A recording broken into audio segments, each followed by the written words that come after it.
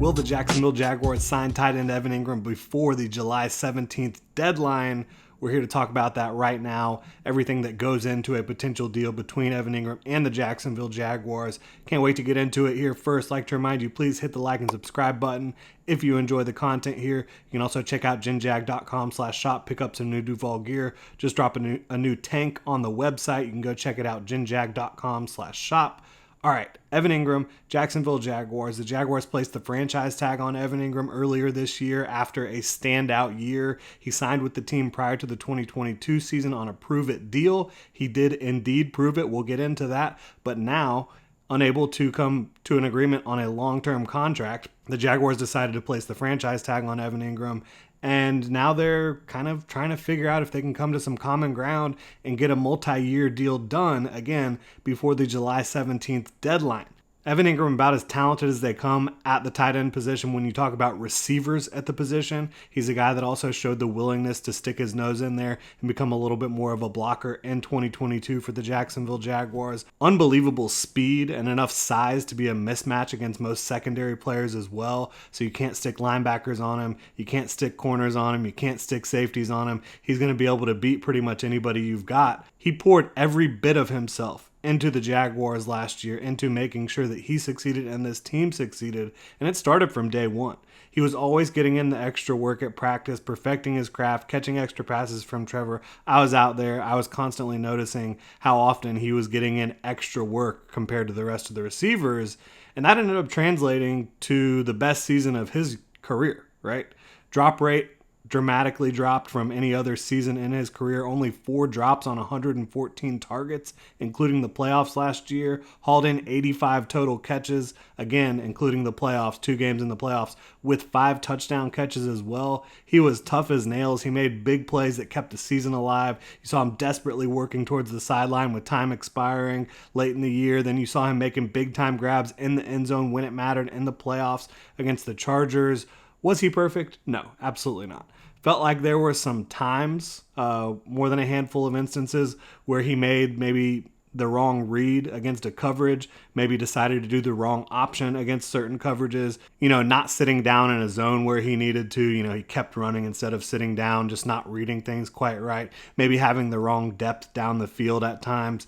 And that's kind of something you come to expect in a new offense, things that you can kind of work on going into year 2 and really perfect what you've got going on. But outside of that, what a year for Evan Engram. This is a guy that clearly should be in the Jaguars' plans over the next couple years.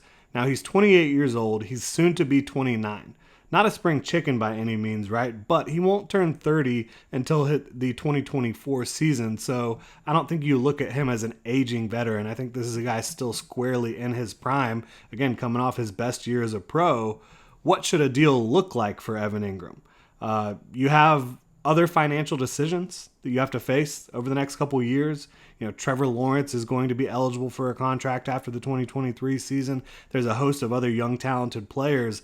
But that really shouldn't prevent you from being able to pay a tight end. They are not top of the market type deals at the tight end position. They're not one of the more expensive positions in the league right now, despite their value. So as long as it's not the very top of the market at tight end, I think you can feel pretty good with pretty much any deal that Evan Engram gets. Right now, the franchise tag is hitting the Jaguars cap in 2023 for $11.345 million. So signing him to a 2 to 3 year deal that could reduce the 2023 cap hit, prorate the signing bonus over the length of the contract. You can even add a void year or 2 on the back end if you want to do it that way as well. There's different machinations within contract structures that will allow the Jaguars to not only limit the year 1 cap hit of this deal, but also keep themselves in the green for years to come. The bottom line is, I don't think he breaks the bank, but he is a key part of the offense, and this is an offense that needs to be at full strength to compete at the highest level throughout the 2023 season, and then especially if you're able to win your division and get into the playoffs again, you want to be able to have an Evan Engram when you're playing against teams like the Chiefs, the Bengals, the Bills, etc., the really talented AFC that you're going to have to run through if you're going to make a run to the Super Bowl, right? So, will the Jaguars get a deal done with Evan Engram? I really don't know. For me, I'd be throwing a max of probably about $14 million per year which puts him just ahead of David Njoku, who's a guy that if I was Evan Engram, I'd probably want to get paid more than him. But right behind guys like Mark Andrews, Dallas Goedert, Travis Kelce, obviously players that have more of a reputation as star tight ends in the league than Evan Engram does. So I think that would be the sweet spot if I was Evan Engram and his representation. So if you do sign him for $14 million per year over a 2 to 3 year deal, you write a nice signing bonus, maybe your year one cap it, you say $6 million or so. You have plenty of maneuverability and flexibility in 2024 and beyond. Even with those upcoming contracts I mentioned, you get to have Evan Engram here for a little while longer, keep him here for 2 or 3 more years. You save $5 million in 2023 cap space if you do get that 2023 cap hit down to $6 million with the signing bonus, void years, whatever you want to do. That $5 million in cap space in 2023, that gets you over $20 million in cap space moving forward in 2023. You can use that to sign a vet right now or two, where you need some depth, edge, corner, maybe guard. Or you can try and wait it out a little bit and maybe bring a player in via trade during the season when you can really better evaluate where your team is at after a few games before the trade deadline hits. I'd want to get this thing done, right? If I was Trent Baalke and the Jacksonville Jaguars, and if I was Evan Engram, I'd also want to get it done. Have some long-term stability, at least a little bit more long-term stability than he's gotten to this point in his career. I'd say you lock Evan Engram up on a couple years and you push forward. Will it happen? I really have no clue. I don't have any indication either way from the team or Evan Engram's side of things where this thing is headed. I do think if need be, Evan Engram will play under the franchise tag if he has to. Sitting out would be a huge mistake. I think demanding a trade probably doesn't help his situation either.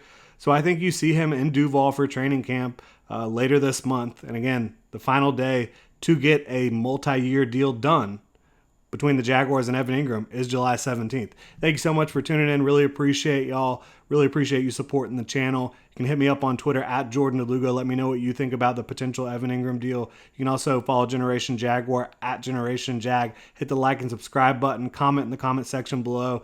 Really appreciate y'all. Have a good one.